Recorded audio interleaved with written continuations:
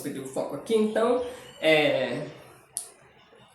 cada um vai fazer sua própria jornada e independente do caminho que essa pessoa faz, né, é importante a gente entender que existem algumas leis cósmicas que são universais, como o amor, por exemplo. Então essa é a questão, que a gente não se prenda tanto à forma, né, mas que a gente entenda mais a essência, né, o amor puro de Deus. Então, nós temos falado, né, sobre isso. Então, o que acontece com os processos kármicos? São individuais e são coletivos. Então, cada um vai ter seu processo individual, que esse processo kármico vai ser o resultado de várias vidas, porque pode ser que em alguma vida nós estamos vivos aqui na Terra, conforme o Espiritismo, nós estamos vivos aqui há milhares de anos, nós estamos encarnando como seres humanos, então nós estamos fazendo cada vida evoluindo, né, espiritualmente, ou estacionamos também, pode acontecer, né, algumas vidas não conseguem, né, em algumas vidas pode ser que a gente não consiga tanta progressão, se não buscamos mesmo essa evolução espiritual, assim, não temos que, se reduzimos os significados dos acontecimentos a apenas aspectos materiais, então nós não fazemos muito proveito da experiência, né, então a experiência de vida é um processo difícil, assim, no momento das nossas vidas nós temos os altos e baixos, né, então como estamos falando, como a gente vem falando mesmo, então temos esses movimentos cíclicos também, né, então não é possível estar sempre bem, sempre alegre, então alegria e tristeza, abundância e escassez, enfim, acontecimentos que podem também acontecer ao longo de várias vidas, né, assim, em uma vida, por exemplo, pode ser que a pessoa vivencie a riqueza e numa outra ela vivencie a pobreza, então esses são os fatores externos das jornadas de vida e a nossa jornada de vida atual, por exemplo, vai ter questões, aspectos de várias vidas, porque tem aspectos de vidas lá atrás que ainda existe alguma dívida kármica que pode ter ficado, então não necessariamente a nossa vida dá resultado apenas da nossa última vida, né? Então, deixando bem claro isso, né, que não apenas a vida é um processo kármico, que existe a possibilidade de algo novo, no sentido de que o novo, na verdade, não nem é uma possibilidade, é um fato, né? Sempre há novidade, sempre há algo novo, sempre há coisas se desenrolando, os acontecimentos que não estão todos pré-definidos, porque isso, se houvesse, existe esse projeto de vida e projetos também coletivos, de vivências das coletividades, mas se todo o projeto, né, no campo espiritual vai ser um projeto totalmente delineado, totalmente definido, não ficaria espaço para espontaneidade do momento presente.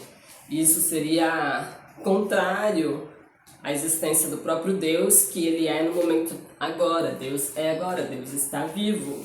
Deus não criou tudo e depois ficou parado. Deus está vivo, Deus não terminou o universo, Deus está criando o universo inteiro está em movimento, o universo inteiro está sendo criado por Deus, está sendo criado por nós também, que somos co-criadores, então nós também criamos a realidade, mas é importante sabermos também o nosso papel de não acharmos que vamos controlar a realidade, temos que aceitar a realidade, né, assim, temos um certo campo de ação, de possibilidades, e de ativismo também, né? Enfim, a gente tem um certo campo de ação, mas a gente não pode achar que controla o todo. É importante que a gente tenha a resignação e aceite o universo, porque Deus se manifesta no universo. Então a gente aceite os acontecimentos, que a gente aceite, então, que se algo nos abala, a gente pensa, mas a partir daqui o que pode ser feito?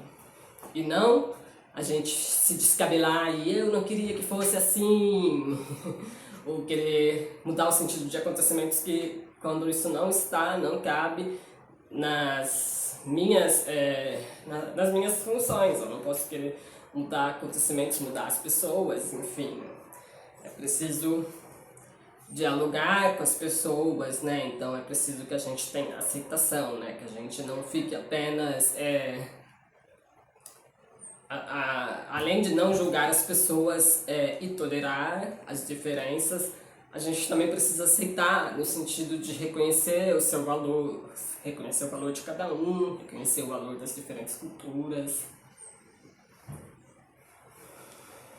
Então, existem processos kármicos coletivos também que precisam se desenrolar e, como falei, pode ser que pessoas específicas estejam vivendo aquela situação dentro daquele processo kármico coletivo, não necessariamente porque aquela pessoa tem um karma que envolve aquilo. Na maioria das vezes sim, mas o que eu digo é que muitas vezes tem essas pessoas que vêm em missão, então tem espíritos evoluídos que encarnam na Terra com algumas missões que eles não precisariam passar por todo o karma, por todas as situações desagradáveis que vivenciam, mas no sentido de já serem mais evoluídos, mas eles se propõem a participar de tarefas para que seja para que haja o desenvolvimento, né, das outras pessoas, para que outras pessoas sejam beneficiadas, né, para que a humanidade seja beneficiada. É possível também que um missionário, digamos assim, tenha uma função dentro de um contexto, pode ser dentro de uma comunidade, dentro de uma família. Então, muitas vezes uma pessoa que vem em missão não vai ficar tão conhecida assim, não vai ficar conhecida mundialmente como algumas pessoas que nós temos conhecimento, né? Mahatma Gandhi, Madre Teresa de Calcutá. Temos conhecimentos de alguns espíritos evoluídos que nos ajudam, nos auxiliaram ou continuam nos auxiliando no desenvolvimento da humanidade. Porém, existem espíritos evoluídos que ajudam de uma forma anônima.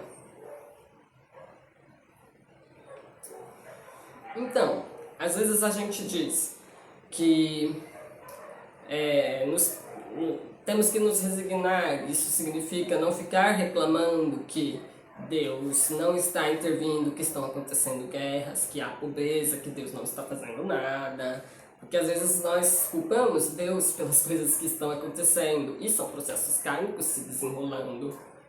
Então, não podemos culpar Deus. Mas, como falei, há pessoas boas que às vezes estão vivendo numa condição de pobreza. Mas a comissária a gente não conhece, a gente não teria como saber se essa pessoa ainda não tem alguma dívida lá, de alguma encarnação que ficou lá bem atrás.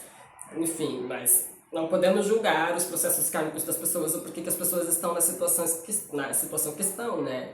E não julgamento é um ensinamento de Cristo. A questão é que muitas vezes a pessoa está ali em missão, né? Não teria como essa pessoa cumprir aquela missão se ela não estivesse naquele contexto. Então tem isso, acho que isso a gente, né, já falou bastante, né? Então as coisas podem levar um tempo, mesmo a partir dos esforços coletivos,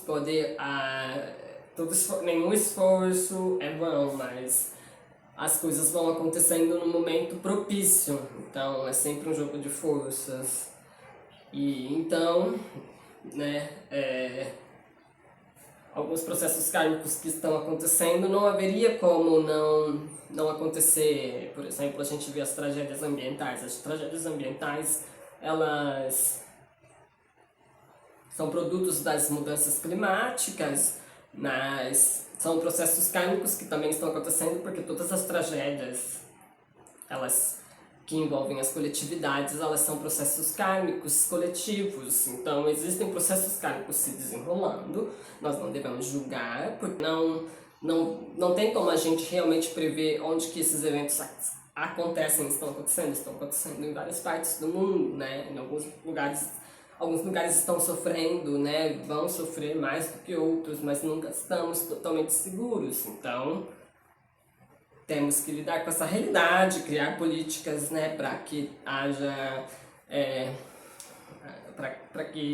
haja uma forma de apoiar, né, as pessoas que são afetadas pelas tragédias, é uma maneira, se possível, evitar essas tragédias, se possível, fazer um planejamento urbano que esteja mais coerente aí com o ambiente, que né, não fazer, enfim, mas isso tudo envolve tempo, dinheiro, vontade política, né, enfim, não é uma coisa que dá pra mudar assim, né.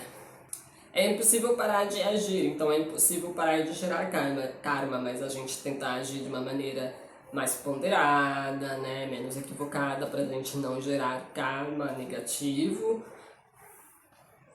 E então, a cada vida nós vamos nos melhorando nesse sentido, então significa que a cada vida já temos uma vantagem a mais, porque já começamos numa posição assim de mais conhecimento, numa posição de menos karma, né, para pagar, tudo isso, né? Então, é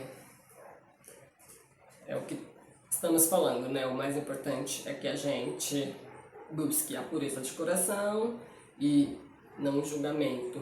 Então, a compaixão, todas as formas de compaixão e o não julgamento é também uma forma de compaixão.